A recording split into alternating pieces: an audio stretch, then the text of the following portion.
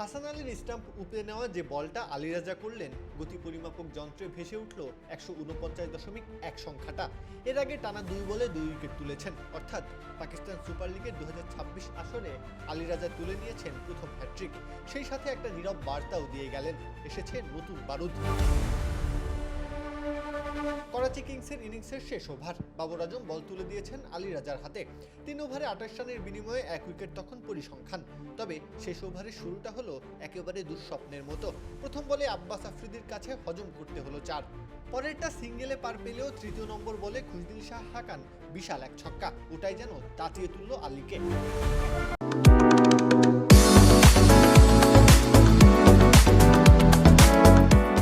চতুর্থ বলে ওয়াইড করে বসলেন, তবে রান আউটে কাটা পড়লেন মঈন আলী। স্ট্রাইকে ঠিকই থেকে গেলেন খুশদিল, তবে পরের 146.6 কিলোমিটার গতির বলটার চাপ সামলাতে বোধহয় হিমশিম খেলেন খুশদিল শাহ। হিট উইকেট হয়ে ফিরতে হলো তাকে। মধুর এক প্রতিশোধ নিয়ে নিলেন আলী। তবে সেটা যে কেবল শুরু। শাহিদ আজিজের স্টাম্প উড়িয়ে দিলেন পরের বলে। মাথায় যেন তখন নেশা চড়েছে, ব্যাটারদের স্টাম্প ভাঙার নেশা। ইনিংসের শেষ বল স্ট্রাইকে হাসান, প্রায় 150 কিলোমিটার গতি ছুঁই ছুঁই বল সোজা আছড়ে পড়ল স্টাম্পে, তাতেই 16 কলা পূর্ণ হলো।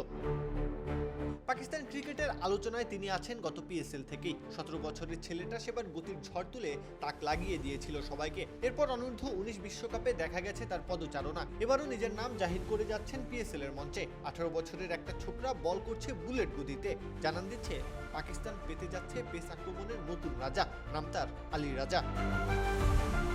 কাব্য, খেলা 71।